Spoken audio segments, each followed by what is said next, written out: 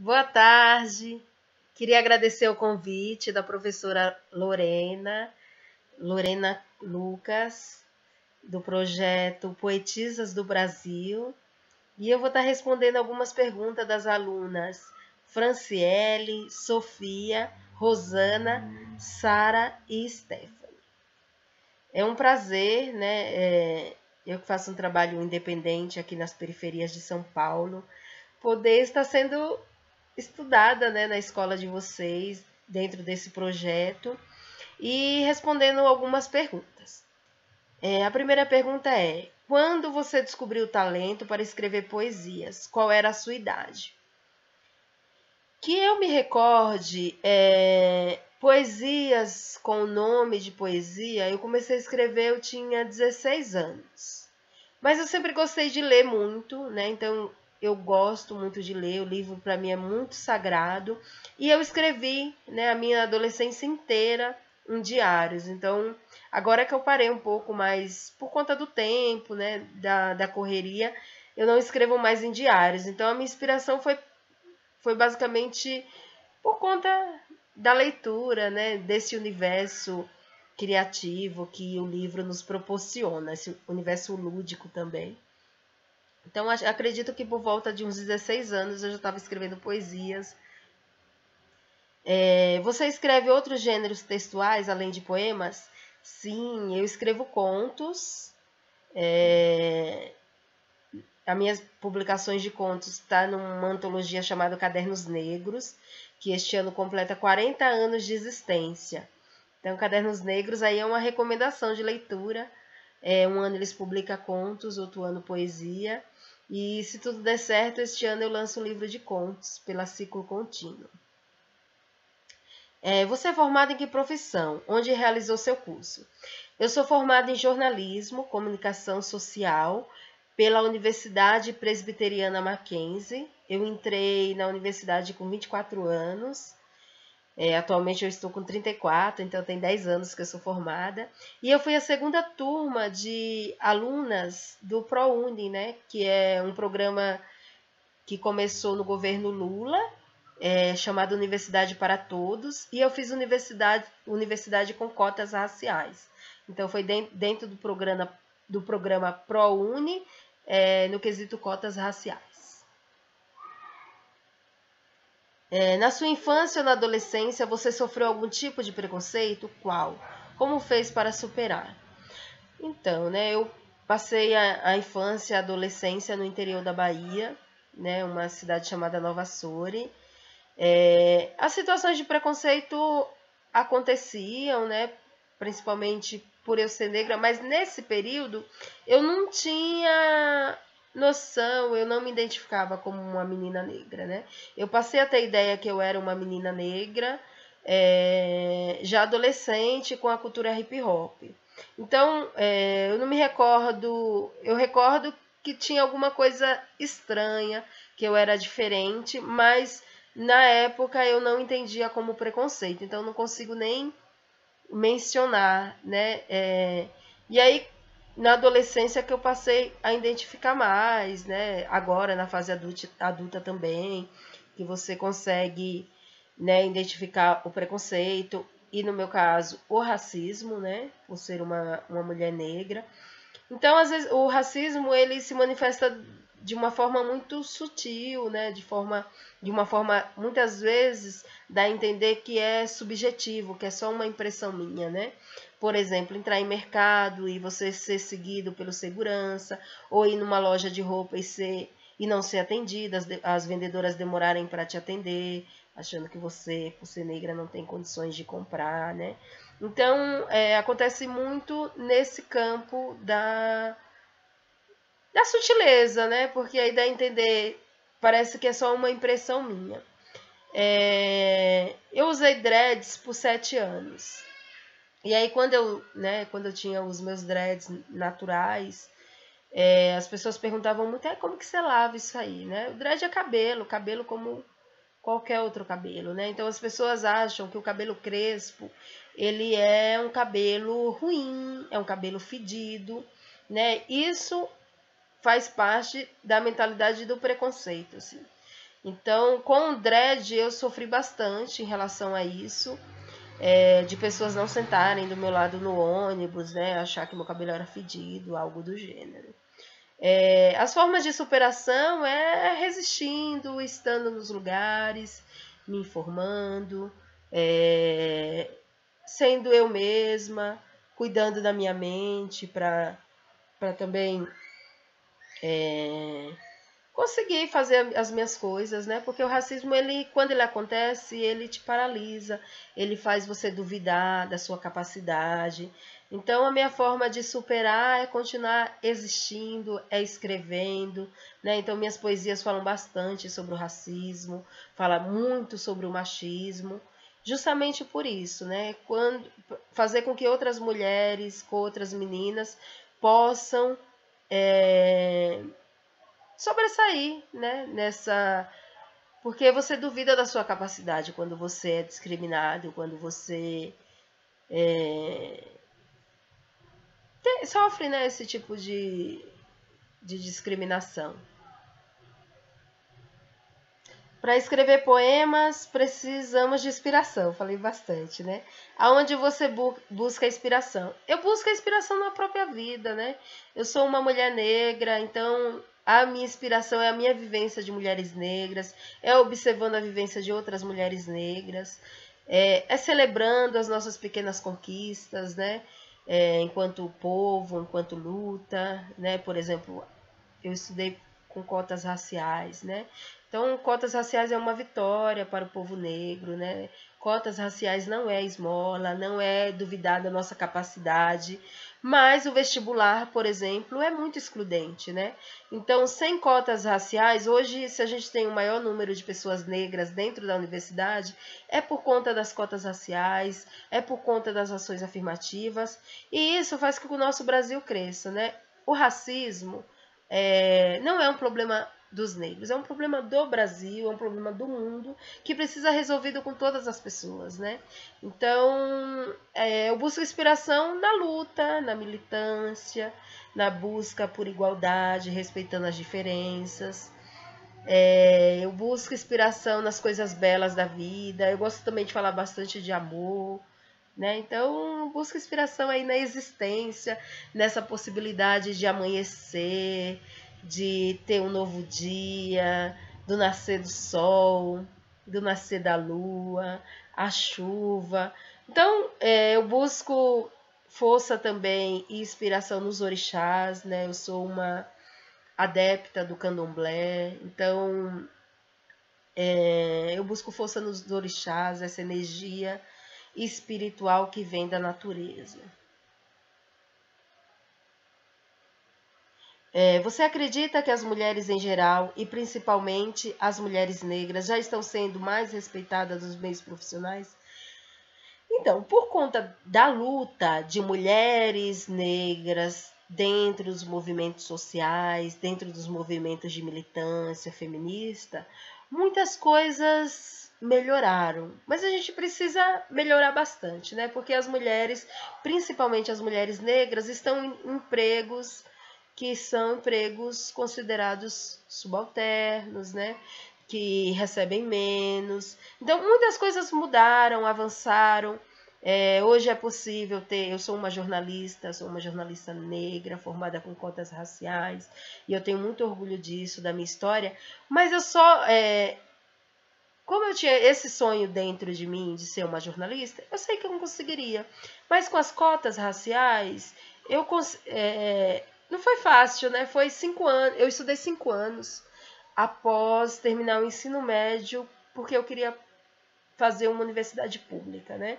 Mas o vestibular, as condições de ensino que a gente tem hoje, infelizmente, quando a gente vai competir, né, para entrar no vestibular, ainda não é suficiente. Então, exige muito esforço individual, né? Graças aí ao universo, a gente percebe que tem muitas escolas que fazem uma preparação na medida do possível, mas ainda existem muitas dificuldades.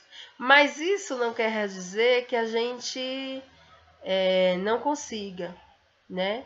mas também não podemos dizer que as pessoas que não conseguem que elas são acomodadas, né? Porque acontece muito assim das pessoas falarem: "Ah, mas você fez universidade porque você era esforçada, porque você era inteligente".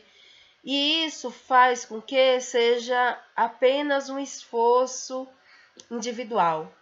E no meu caso não foi só um esforço individual. Claro que teve 50% do meu esforço individual. Teve sim interesse, né, de buscar, de ir atrás de isenção do vestibular, de fazer o Enem. Mas eu faço parte de uma geração de mulheres negras que se beneficiaram da luta de outras mulheres negras que vieram antes, que pensaram que as cotas raciais eram importantes para jovens negras entrarem na universidade. Então, hoje existem mais possibilidades, mas ainda as mulheres negras estão na base da pirâmide, né? São as mulheres negras que a maioria das vezes sustentam seus filhos sozinhas, né? Engravidam mais cedo, têm baixa escolaridade. Então ainda estamos em luta, né? Estamos em luta por dias melhores. Eu acredito que a geração de vocês vai ser muito melhor do que a minha geração, né? Porque a gente está lutando para isso, para que as coisas aconteçam de forma natural, né? Que quando você saia do ensino médio, você esteja de fato preparada para entrar na universidade e que não precise estudar como eu 5 anos para entrar, né, numa universidade, né? E eu fui agraciada por fazer parte de um projeto social, né, como o ProUni, né, e no caso na categoria racial também. E aí sobre o respeito, né, nos meios profissionais, é muita luta, né, porque a mulher negra, mesmo ela tendo até mais qualificação do que as mulheres brancas, elas acabam recebendo menos. Então, existe muita luta ainda, é o que eu posso dizer sobre essa questão. Você desenvolve algum projeto com crianças negras? Então, a maioria dos projetos, né, e das coisas que eu acabo trabalhando com crianças é por meio de convites, né? No momento, eu exerço muito mais a profissão de jornalista, né? E aí, como escritora, lembrando que eu sou uma escritora independente, uma escritora desconhecida. Talvez, se vocês não tivessem feito esse trabalho, vocês nunca teriam ouvido falar de Elisandra Souza. Então, eu estou nessa luta também por visibilizar essa minha literatura, né, em poder falar para as crianças negras que o cabelo dela tem cheiro de flor, né? Não sei se vocês chegaram a ler esse poema, Meu Cabelo Tem Cheiro de Flor. Lembrando que a gente somos rainhas, guerreiras, né? Então, o meu contato com as crianças acabam sendo quando eu vou em alguma escola. Atualmente eu tenho um trabalho com um grupo de amigas chamado Sarau das Pretas, que a gente fala da temática racial, da temática das mulheres. E aí muitas vezes as mães levam as crianças, mas um trabalho direcionado eu não tenho ainda. Mas vou procurar fazer, assim, porque eu acho muito importante as meninas negras não sofrerem as coisas que a minha geração sofreu principalmente em relação ao cabelo, a cor da pele, né, os apelidos, saber fazer com que isso não abale o seu emocional e que você não duvide das suas potencialidades. Como foi a minha infância? A minha infância foi uma infância muito dura, menos dura do que a infância dos meus pais, mas eu nasci na cidade de São Paulo e fui criada no interior da Bahia, numa cidade chamada Nova Soure, que é bem no interior da Bahia, que é a cidade dos meus pais. E aí eu fui para lá, eu tinha 2 anos, passei a infância lá e o comecinho da adolescência. E assim, eu lembro lá, tem muito caju, né, pés de cajueiro. E aí a gente ia nas férias, no final do ano, catar castanha, né, para vender, para poder conseguir comprar o material escolar. Então eu passei uma infância ao mesmo tempo lúdica, né, brincando com a natureza, tendo contato com com os animais, mas uma infância dura. Eu não passei fome, né? Fome mesmo eu não passei, mas passei eu costumo brincar que eu passei necessidade de danones, bolachas recheadas, né? Hoje a gente sabe que tudo isso faz mal, né? Mas na época, comer um danone, comer uma bolacha recheada era um privilégio, né? Para minha infância era um privilégio. Ter um material escolar, né?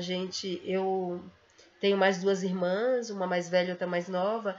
Então eu esperava a mais velha chegar da escola para poder ela me emprestar a canetinha. E meu sonho era ter uma caixa de lápis de cor com 48 cores. E aí eu fui esquecendo desse sonho, mas um dia eu estava na casa de uma amiga, que ela é professora, e ela, né, tinha uma caixa de 48 cores, né, da Faber-Castell. E aí eu comecei a pintar, a desenhar, assim, encantada. Eu falei, nossa, isso aqui era meu sonho. Aí passou uns 2 meses, era meu aniversário, ela me deu de presente. A gente estava num teatro. Quando eu abri, eu comecei a chorar. Porque eu fiquei muito emocionada, porque a gente só tinha aquela caixa de lápis de cores com 6 cores, né? Então, os desenhos a gente queria pintar de todas as cores do mundo, mas não dava porque a gente só tinha 6 cores. Então, eu passei muita dificuldade na infância, né? E hoje eu tenho um sobrinho de 9 anos, então a gente procura dar o melhor para ele, né? Que ele possa também valorizar, né, as coisas que ele tem, que ele é privilegiado, ainda com toda a dificuldade, né, que as crianças negras passam hoje. Mas eu tive uma infância de resistência, digamos assim. O que você gosta de fazer nas horas de folga? Ai, eu gosto muito de ler. Eu tenho muitos livros mesmo, assim. Eu tenho que dar um tempo de comprar livros porque, como eu gosto muito, eu já não tenho espaço. Eu costumo falar aqui na minha casa, né? Porque eu também só tenho o meu quarto, né? Aí a minha mãe, quando eu deixo o livro espalhado no meio da casa, ela sai juntando e coloca de volta no meu quarto. Aí eu falo que eu preciso de uma casa agora para poder colocar todos os meus livros de forma organizada. Mas eu tenho muitos livros, então eu gosto muito de ler. Gosto muito de parques, mas tenho feito pouco. Talvez agora eu vou poder aproveitar um pouco mais da natureza. Na sua opinião, de que forma podemos contribuir para uma sociedade mais justa? Sem dúvida, acabando com o racismo e com o machismo. E a gente consegue fazer isso com pequenas práticas no cotidiano. Por exemplo, vocês que estão na fase escolar, observar se aquela amiguinha negra ela não está isolada, ser uma boa amiga para ela, conversar, dar atenção. E quando vê alguém discriminando, sendo machista, falar que isso não é correto, sabe? Então a gente pode fazer pequenas práticas no cotidiano, não duvidar da capacidade de alguém por ela ser negra, por ela ser mulher, né? A gente vê isso, por exemplo, quando vai jogar, né? Tem muitas meninas que gostam de jogar futebol, mas acaba não jogando porque os meninos discriminam, sabe? Então tentar fazer o que você quer fazer de verdade, e corrigindo, né? Porque eu acredito muito que a minha família, a minha mãe é negra, mas ela tem a pele clara, mais clara que a minha. Mas os traços dela, o nariz dela é igual ao meu. E até eu trazer essa questão racial, ela achava que ela era branca. Então, as crianças, elas têm o papel de aprender na escola e ensinar para os pais. Porque o conhecimento, né? Muitas vezes a gente pensa que o conhecimento vem só do adulto. Mas a gente, quando é criança, a gente tem o nosso conhecimento, tem a nossa vivência, né? E a gente observa quando as coisas estão erradas, né? Então a gente pode sim ensinar os pais, né? Respeitando a hierarquia, né? Respeitar os mais velhos, né? Saber o seu lugar no mundo, mas enquanto criança, né? Enquanto adolescente, você também tem um conhecimento, né? Então ensinar os mais velhos que você também tem um conhecimento, que você tem uma outra forma de ver a sociedade também, porque você está vendo a sociedade da sua forma, da sua geração. Tem um amigo meu, ele é escritor também, que ele chama Alan da Rosa, que ele fala que cada geração tem o seu jeito de empinar a pipa. Então, é isso. O seu conhecimento, essa vivência que você está tendo, ela é importante e ela vai ensinar os seus pais também. Então, uma forma da gente construir uma sociedade mais justa é respeitando as pessoas da forma que elas são, né? E quando vê situação de injustiça, interferir, né? Interferir, né? Claro, tomando sempre cuidado com a segurança, né? Mas falar, você está errado, isso não pode ser feito, não pode fazer isso com a pessoa, sabe? Porque geralmente é uma palavra, né? Às vezes uma criança está sendo xingada, né? E aí as outras pessoas ficam mudas, fica instigando uma briga. Então é você lutar pela paz, né? Eu acho que a paz parte também lutar contra o racismo e contra o machismo. Bom, nossas perguntas estão acabando, né?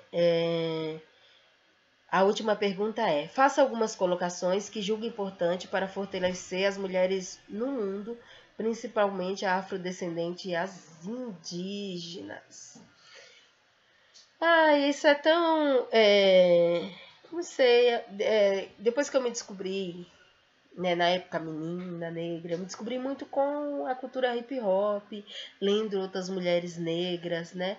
Então a mensagem que eu passo para vocês lerem bastante. O livro ele é muito importante, ele nos empodera, ele faz a gente pensar. Às vezes a nossa realidade é muito difícil, então o livro ele faz com que a gente possa sonhar, possa pensar outros objetivos na vida, né? Porque às vezes a gente está numa realidade que a gente esquece de sonhar.